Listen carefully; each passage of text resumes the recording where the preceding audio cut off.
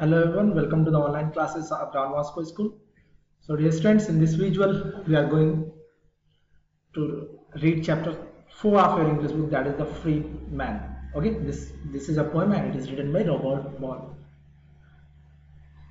This video, the explanation will remain in Hindi language because of the request of many students. So let us continue our video. Let us start our video. Let us start reading. The Free Man, this is the name of the chapter, and the Robert Burns, she is the poet of the poem. I have a penny to spend, dear, thanks nobody, I have nothing to lend, I will borrow from nobody.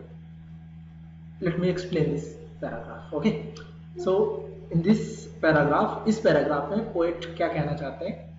Poet कहते हैं कि मेरे पास चाहे पेनी क्या होता है? एक छोटा सा यूनिट होता है पैसे का, डॉलर का छोटा सा यूनिट होता है, इंग्लिश डॉलर का इंग्लैंड में, ठीक है?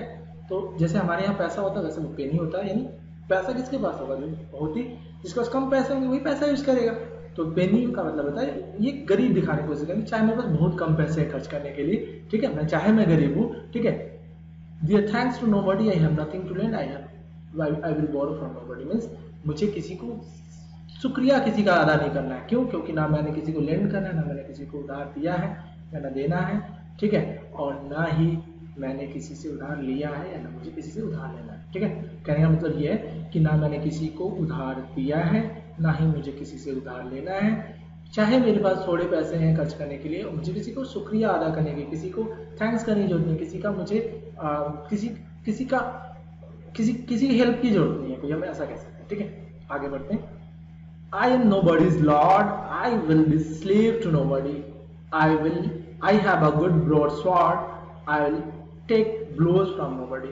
यहाँ पे पोएट कहते हैं कि ना मैं किसी का लॉर्ड हूँ, ना मैं किसी का मालिक हूँ, ठीक है, और ना ही मैं किसी का स्लेव हूँ, ना ही मैं किसी का दास हूँ, ना मुझे कोई जबरदस्ती काम करवा सकता है, ना मैं किसी से जबरदस्ती काम करवाता हूँ, ठीक है। मेरे पास अपनी रक्षा करने के लिए मैं खुद काफी हूँ, मेरे पास एक स्वॉर्ड है, कहने का मतलब मैं अपनी रक्षा करने के लिए काफी हूँ। स्वॉर्ड इसको कहते हैं, बड़े जो हाथ में इन्होंने पकड़ा हुआ जैसे तलवार, ओके। तो मैं अपनी रक्षा करने के लिए काफी हूँ, मुझे कोई ब्लो नहीं कर सकता, मेरा कोई नुकसान नहीं, मुझे कोई चोट नहीं पहुंचा सकता, ठीक है। I will be merry and free, I will be sad for nobody, nobody cares for me, I care for nobody.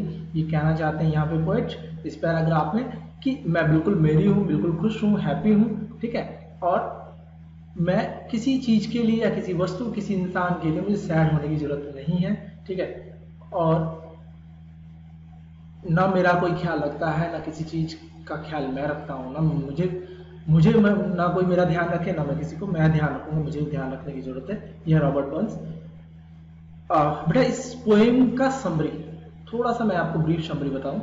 यहाँ पे जो पोएट हैं स्कॉटलैंड के पोएट हैं ये, ठीक है, स्कॉटलैंड के हैं, ठीक है, और ये थोड़ी सी इनकी जो बातें हैं ये फ्रेंच रेवोल्यूशन से ये थोड़े से इंस्पायर्ड है, ठीक है। फ्रेंच रेवोल्यूशन और स्कॉटलैंड में जो चेंजेज आए उससे ये थोड़े से इंस्पायर्ड है। यहाँ पे ये कहना चाहते हैं पोएट कि फ्रेंच रेवोल्यूशन के बारे में थोड़ा सा मैं एक ब्रीफ बताऊं। मोनार्की यानी राजा का राज्य होता था उस टाइम, 18th सेंचुरी की बात है, ठीक है। 1784 से स्टार्ट होता है फ्रेंच रेवोल्यूशन के स्टेप से स्टार्ट होते हैं वैसे, ठीक है। तो ये 1784 से लगभग 1795 तक 93 तक चलता है, ठीक है। ये लगभग 9 साल ये चीजें चली हैं, इससे थोड़ा सा ज्यादा और कम भी है। तो हिस्ट्री क्लासेस में आप इसके बारे में जानेंगे। इसमें क्या हुआ कि राजा को बहुत सारे फायदे थे, राजा आराम से बड़े बिल्डिंग में रहते थे और जनता काफी परेशान थी। 3 ग्रुप में बटी हुई थी जनता वहां की। फ्रांस की जनता 3 ग्रुप में बटी थी, 1, 2 और 3 स्टेज में, ठीक है। इसके बारे में आप जानेंगे, ठीक है। फर्स्ट और सेकंड स्टेज को बहुत सारे फायदे मिलते थे, ठीक है, और टैक्स नहीं देना पड़ता था, बल्कि और थर्ड स्टेज की जो जनता थी उनको बहुत सारा टैक्स भरना पड़ता था, तो सारी कमाई इनकी टैक्स में चली जाती थी और इसका फायदा फर्स्ट और सेकंड स्टेज के लोगों को मिलता था, ठीक है। इसकी वजह से ये त्रस्त हुए और इन्होंने रिवोल्यूशन किया। इसकी कहानी डिटेल में आप क्लास 9 के चैप्टर 1 हिस्ट्री में पढ़ेंगे, ठीक है। तो नए वर्ड्स के बारे में जानते, let us read about the new words of this chapter. Penny, it is a small British coin and unit of money. Lend, give money to someone on condition that they will pay it back after some time, ठीक है, यानी उधार देना, ठीक है। Borrow, take money from someone on condition that you will return it to them later, यानी किसी से पैसे लेना, ठीक है, ये उधार देना और यहाँ पे उधार ले रहे हैं, ठीक है। लॉर्ड मीन्स होता है मास्टर, मालिक, ठीक है। स्लेव मीन्स होता है person who is owned by another person and is forced to work for the owner. इस टाइप पहले ज्यादा चलता था कि लोगों को बचपन में ही खरीद लिया जाता था, फिर उनको स्लेव बना के रखा जाता था, उनसे बहुत सारे काम जानवरों की तरह कराए जाते थे, ठीक है। टेक ब्लोज की बात करते हैं। टेक ब्लो मीन्स होता है टू हर्ट या बी हर्ट, किसी से चोट खा लेना, ठीक है। मेरी एंड फ्री मीन्स होता है happy and cheerful. I hope ये पोएम आपको अच्छे से समझ में आया होगा। Let us know more about the poet, that is Robert Burns. Okay, here is poet Robert Burns. You can see the picture of Robert Burns. Okay, Robert Burns is a celebrated Scottish poet. Scottish means he belongs to Scotland. वो Scotland से belong करते थे and he was a poet and songwriter. गीत लिखा करते थे और poem लिखा करते थे, ठीक है। He is widely considered the national poet of the Scotland and he was an important influence on the early romantic movement। तो इनका बहुत सारा प्रभाव था जो अर्ली रोमांटिक मूवमेंट था, ठीक है। इसके बारे में आप बड़े क्लासेस में अच्छे से पढ़ेंगे बेटा, ठीक है। तो रोमांटिक मूवमेंट क्या था, रोमांटिक पीरियड क्या था, ठीक है। और ये स्कॉटलैंड के नेशनल पोएट की तरह माना जाता है इनको, ठीक है। बहुत सारे लोग इनको स्कॉटलैंड के नेशनल पोएट की तरह कंसीडर करते हैं, बहुत ही ऊंची उपाधि कह सकते हैं कि ये है इनके लिए राष्ट्रीय कवि, ठीक है। Robert Burns was born at Alloway near Ayr. तो अलोवे नाम की एक जगह है स्कॉटलैंड में और वहाँ की मेन सिटी जो है आयर, ठीक है। तो आयर के पास अलोवे है, ठीक है। और वहाँ पे इनका जन्म हुआ था जनवरी 25 से 1759। बहुत ज्यादा दिन, आज से लगभग हम देखें तो लगभग 200 से ज्यादा साल पहले, ठीक है, लगभग 260 साल पहले। Robert was educated briefly in Alloway before going to Ayr. तो ये स्टार्टिंग की पढ़ाई इनकी अलोवे में हुई थोड़ी बहुत और उसके बाद आयर चले गए, ठीक है।